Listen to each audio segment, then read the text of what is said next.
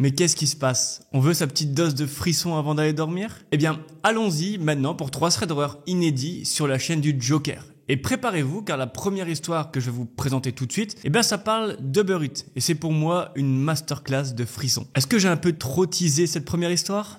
Ouais, je pense bien. Bon, trêve de banalité, on va démarrer tout de suite avec la première histoire, mais avant tout ça, j'aimerais savoir quelque chose et encore une fois, ici vous pouvez être honnête, je prendrai rien méchamment. J'ai donc une question et j'aimerais que vous y répondiez dans l'espace commentaire. Et ma question est la suivante. Pourquoi avez-vous fait le choix de vous abonner à la chaîne du Joker? En gros, qu'est-ce qui vous plaît sur la chaîne du Joker tout simplement? Et si jamais vous n'êtes pas abonné, ce serait sympa de me dire pourquoi, il n'y a aucun problème encore une fois, je prends toutes les remarques. Et les amis, je vous remercie d'avance pour vos réponses sincères et honnêtes. Maintenant, place à la première histoire.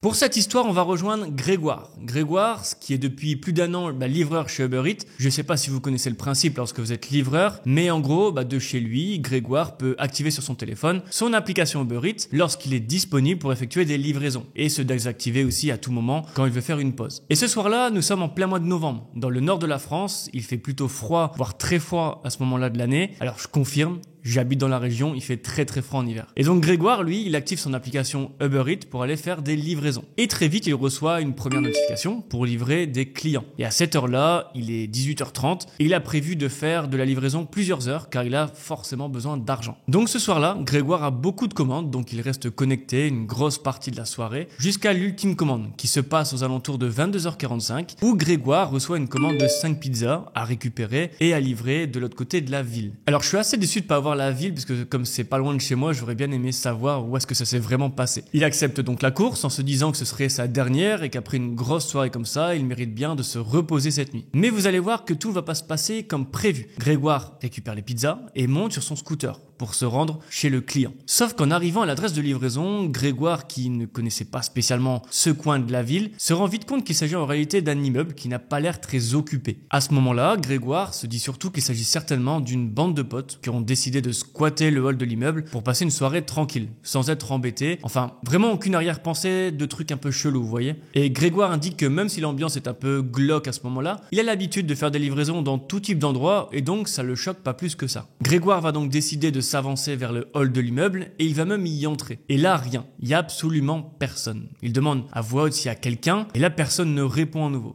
L'immeuble est entièrement vide. Grégoire se dit qu'il va avancer, dans le fond, vers la cage d'escalier et s'éclairer avec le flash de son téléphone pour voir s'il y a éventuellement quelqu'un qui ne serait pas un peu plus haut dans l'immeuble. Mais encore une fois, toujours rien. À ce moment-là, je vous avoue que si personne ne répond dans l'immeuble, qui est assez glauque, moi je prends mes affaires et je me casse tout simplement. Et en passage, je mange même la pizza. Et donc, en repartant vers la porte d'entrée, Grégoire, il croit entendre des bruits provenant de la cage d'escalier d'où il provient. Les bruits qui s'apparentent à des bruits de pas proviennent donc de l'escalier et donc Grégoire n'a pas vraiment de visuel sur la personne qui arrive. Elle peut tout à fait être de l'autre côté des marches et ce détail est très important. Sauf que Grégoire, à ce moment-là, lui, il se dit que c'est bizarre. Il a crié le nom du client en bas de l'immeuble, il y a quelques secondes même pas, et personne ne lui a répondu. Il est passé devant l'escalier, il y avait personne non plus. Donc c'est assez étrange pour Grégoire d'entendre des bruits de pas derrière lui, puis plus rien. Donc là, Grégoire, il a une super idée. Il se dit qu'il va appeler son client, et au moins, s'il entend le téléphone du mec qui monte les escaliers, ça voudrait dire que c'est son client. Donc Grégoire compose le numéro sur son téléphone, il appelle, et là,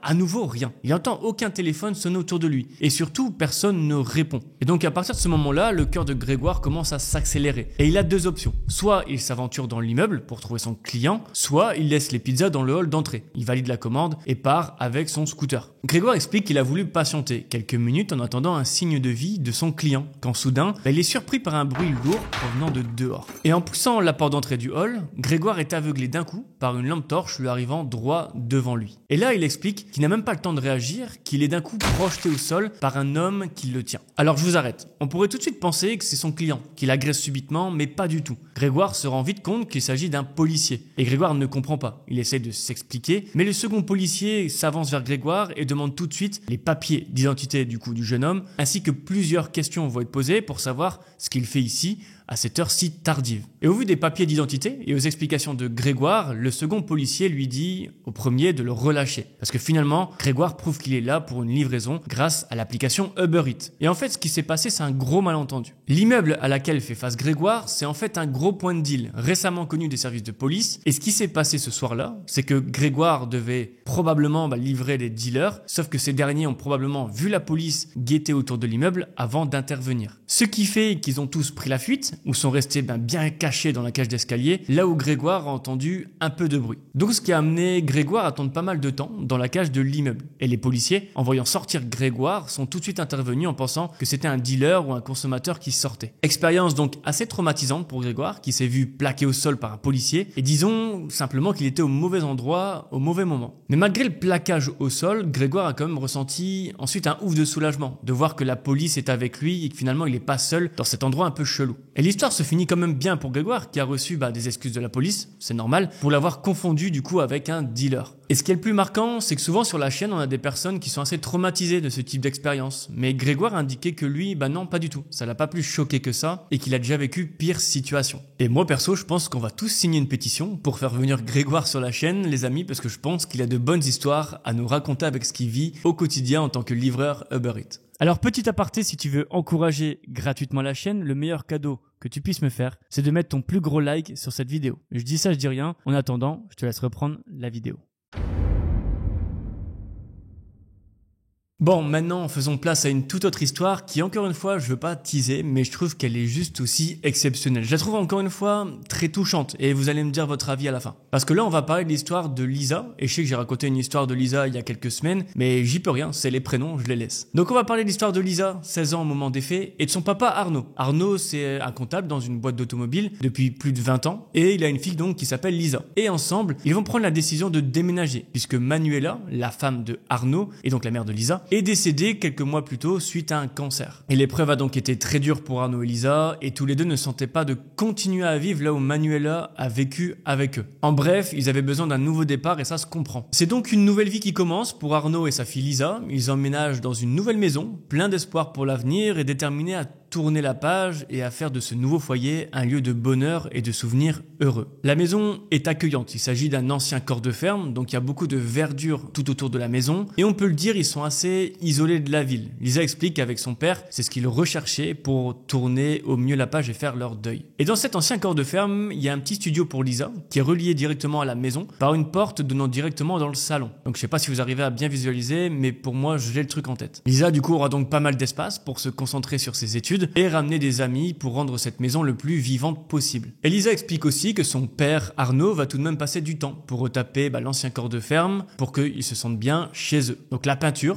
l'électricité et les fenêtres ont notamment été les gros chantiers de son papa. Et malgré la difficulté de faire sans sa maman, Lisa nous raconte que cette épreuve la rapproche énormément de son père et ça lui fait beaucoup de bien. Et là vous vous dites, qu'est-ce qui va se passer à cette famille en deuil qui vient de s'installer dans un corps de ferme? Et bien seulement quelques semaines après leur installation et alors qu'ils semblent enfin trouver leur équilibre, un violent orage va éclater dans la région. Et malheureusement pour eux, une des vieilles fenêtres du studio de Lisa va céder sous la force du vent. Et en pleine nuit, Arnaud et Lisa vont donc protéger et réparer tant bien que mal la fenêtre qui vient de casser dans son studio. Lisa explique que cette nuit-là, elle finira par dormir sur le canapé, au salon, au chaud, plutôt que dans son studio. Et vous allez voir que c'est quand même un détail qui est assez important pour la suite. Donc on arrive le lendemain matin et Arnaud a une réunion hyper importante, à 8h du matin, donc il se lève très tôt et part au travail sans même pouvoir réparer complètement la fenêtre qui a cassé dans le studio de Lisa. Et Lisa, elle a un petit peu de chance, elle doit se rendre exceptionnellement au lycée pour 11h, puisque une de ses profs est absente et que le cours n'est pas remplacé. Elle a donc prévu que son père vienne la chercher à la maison juste après sa réunion pour pouvoir la conduire au lycée. Sauf que malheureusement pour eux, sur le chemin du retour, la voiture d'Arnaud va tomber en panne à plusieurs centaines de mètres de la maison. Donc il appelle Lisa, elle lui dit qu'il peut pas l'emmener au lycée et qu'elle doit vite se dépêcher pour aller au bus et prendre le bus pour aller au lycée. Et ce que Lisa nous indique, c'est que le lycée, pour y aller depuis leur nouvelle maison, c'est assez loin. L'arrêt de bus le plus proche est à 20 minutes à pied et elle doit passer par des chemins assez boueux, donc rien de très cool pour elle. Et on comprend mieux pourquoi c'est son père qui la dépose. Un peu dans le speed pour ne pas louper son bus, Lisa se prépare rapidement. Mais au moment de quitter la maison pour rejoindre le bus, en direction du lycée, elle réalise qu'elle a oublié un livre important. Elle retourne donc dans la maison pour le récupérer et en passant devant la porte reliant le studio à la maison, donc dans le salon, elle remarque avec surprise qu'elle est grande ouverte. Et ça, c'est pas normal parce que Lisa, elle la ferme tout le temps. Mais bon, pris par le temps, elle décide de la refermer sans se poser de questions afin de repartir vite prendre son bus. Sauf qu'au moment où Lisa referme la porte, elle ressent un feeling assez étrange, comme une sorte de malaise qui l'envahit. Et une fois la porte fermée, elle va en direction de la porte d'entrée, du coup pour partir. Mais chose encore une fois étrange, Lisa se rend compte que sur la table du salon se trouve un petit sac où elle avait rangé avec son père les bijoux de sa mère. Et ça perturbe Lisa, qui est sûre qu'il n'y avait rien sur la table il y a quelques minutes quand elle est partie en direction du bus avant de revenir chercher son livre. Lisa, elle a donc une sensation assez étrange parce qu'entre les souvenirs de sa mère et le fait de voir les bijoux de sa maman là en plein milieu de la table du salon, c'est vraiment un sentiment qu'elle a du mal à exprimer tellement c'est particulier. Lisa préfère sortir assez vite de la maison et se précipiter à plusieurs mètres de la maison pour se sentir en sécurité. Et c'est après quelques secondes que Lisa se retrouve à une trentaine de mètres de la maison. Elle se retourne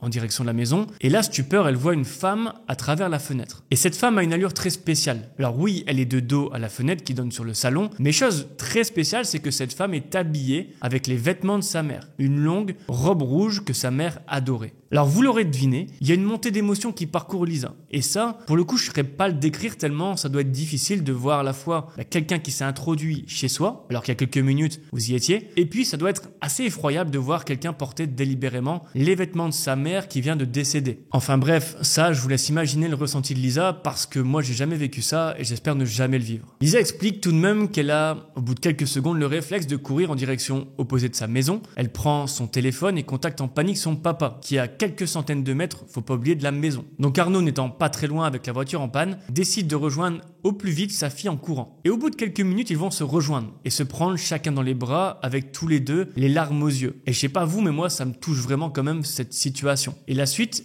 Arnaud, il est furieux d'apprendre ce qui se passe avec les vêtements de sa femme. Et donc, va pas réfléchir et directement rentrer dans la maison à la recherche de cette femme pour la mettre dehors. Sauf que rien. La femme ne sera pas là. Seules des traces de pas un peu gadoueuses seront présents un peu partout dans le salon. Et les habits de la mère de Lisa, ils vont les retrouver là, étendus sur le lit d'Arnaud. Donc vous l'aurez compris, un choc pour Lisa et Arnaud qui ne comprennent pas ce qui s'est passé. Qui s'est introduit chez eux et pour quelles raisons? Alors oui, je le précise que maintenant, mais rien n'a été volé au final. Et suite à cette histoire qui les a vachement chamboulés, Lisa et Arnaud ont décidé de rester chez eux plutôt que de déménager de nouveau. À la place, ils ont préféré installer des caméras de surveillance et prendre un chien, un beau berger allemand qui les rassurera probablement au cas où il y a une nouvelle intrusion. Et c'est la fin de cette histoire qu'on va débriefer tout de suite ensemble. Parce que pour moi, le véritable problème, c'est qui est cette femme qu'ils ont aperçue. Au début, j'aurais dit un fantôme de la mer. Après tout, même si j'en ai jamais vu, je peux pas garantir que ça existe pas. Et puis, je pense que le fait qu'il y a eu cette fenêtre de cassée en pleine nuit suite à l'orage me paraît assez louche, mais pour moi, c'est vraiment dû aux intempéries qu'ils ont eu cet incident. J'ai du mal à croire que cette femme s'est introduite en pleine nuit, en période d'orage, dans le studio de Lisa. Mais cependant, je pense que c'est grâce à cette fenêtre cassée qu'il y a eu l'intrusion le lendemain matin. Et ça, je pense qu'on va tous être d'accord. Et dernier petit point que j'arrive pas trop à comprendre, c'est les motivations de cette femme qui a aperçu Lisa. Parce que je rappelle, rien n'a été volé, c'est vraiment trop louche. En bref, je suis assez perdu pour cette histoire et je veux bien que vous me dites vos théories pour le coup. Parce que qui sait, l'un d'entre vous va peut-être résoudre cette affaire à lui tout seul. Donc maintenant, passons à la troisième et dernière histoire de cet épisode Thread d'horreur qui, j'espère, vous plaît à fond.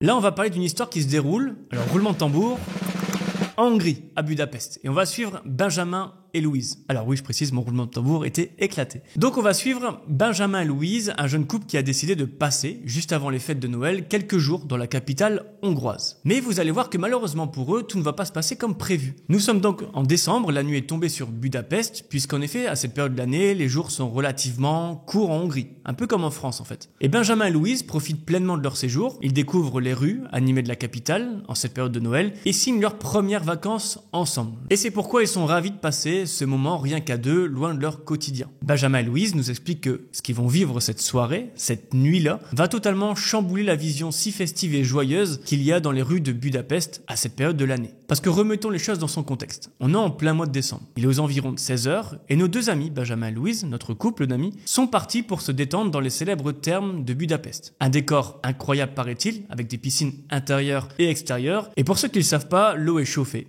Enfin ça, je suis presque sûr. Donc Benjamin et Louise, ils passent pas mal de temps et après des heures à se prélasser dans les eaux chaudes et à être complètement détendus, Benjamin et Louise décident de retourner en ville, chercher quelque chose à manger avant de rejoindre le Airbnb qu'ils ont loué durant leur séjour. La nuit est déjà bien avancée, mais Benjamin et Louise ont entendu parler du métro de Budapest, qui apparemment vaut le coup d'œil. Ils optent donc pour le métro, curieux de pouvoir le découvrir. Et à ce moment-là, ils estiment que c'est le meilleur moyen de retourner en ville, puisque ceux qui connaissent les thermes de Budapest sont quand même assez excentrés du centre-ville, là où se trouve justement leur logement. Et en arrivant dans les couloirs et en voyant le métro arriver, ils sont pas déçus. Le métro de Budapest n'est pas comme ceux qu'on a l'habitude de voir en France. C'est un vestige de l'ère soviétique, avec une atmosphère à la fois rétro et hyper mystérieuse. Ils pénètrent donc dans le wagon totalement vide, fascinés par l'expérience de ce métro qui sonne très Europe de l'Est. Mais ce moment jovial va être de courte durée, lorsque deux hommes vont entrer dans la rame de métro, si on peut appeler ça comme ça, deux hommes aux allures un peu mafieux, avec des visages assez marqués. Alors Benjamin et Louise nous décrivent pas assez la scène, mais j'imagine bien les deux bons mecs des pays de l'Est avec quelques cicatrices sur le visage. Je sais pas vous, mais moi je l'imagine comme ça. Et ça pourrait s'arrêter là. Ça pourrait juste être deux mecs un peu rugueux qui rentrent dans une rame de métro. Sauf que depuis leur entrée dans le métro, les deux hommes jettent régulièrement un œil en direction de nos protagonistes. Et pour Benjamin et Louise, ça les met hyper mal à l'aise. Ils ont une sorte de pressentiment ou un instinct qui leur dit que ça sent pas très bon tout ça. Donc tous les deux font le choix de descendre à la prochaine station pour prendre le prochain métro. Après tout, quand on est dans un pays étranger, on peut se sentir un peu moins en sécurité car on ne connaît rien du lieu, donc ok, pour le coup ça se comprend. Donc vient le prochain arrêt. Ils sortent du wagon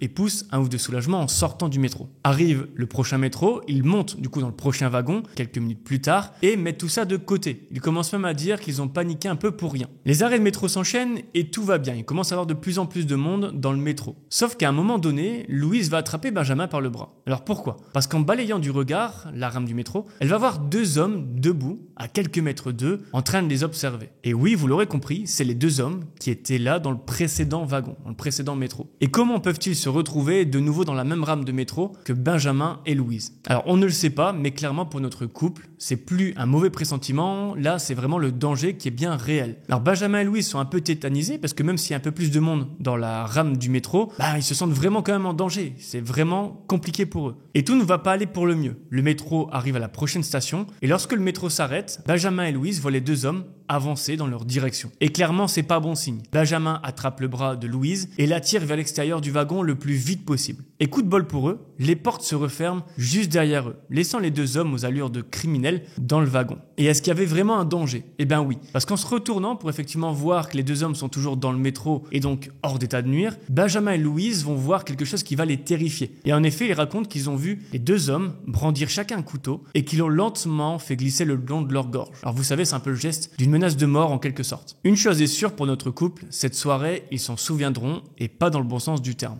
Et encore une fois, que voulaient ces hommes pour observer constamment Benjamin et Louise jusqu'au point de vouloir passer à l'action pour on ne sait quoi faire? Bon, je vous l'avoue, celle-ci, c'est pas celle qui m'a fait le plus peur. Mais vous savez, je tombe pas toujours sur des grosses histoires comme les deux précédentes. Donc bon, on fait avec ce qu'on a. Et il faut savoir que pour chaque histoire que je découvre sur des forums comme Reddit, Let's Not Meet ou même des fois Twitter, j'aime toujours mettre un peu ma patte pour rendre l'histoire un peu mieux quand c'est possible. Et j'en avais déjà parlé quand j'avais tourné l'histoire de Mélissa au début de la chaîne, où là j'avais créé un scénario de toute pièce. Et ça, j'adore et a priori, vous avez aussi bien aimé cette histoire. Bon, c'est la fin de la vidéo, c'est tout pour moi. Il faut que j'aille faire dodo. On se retrouve donc pour une prochaine vidéo.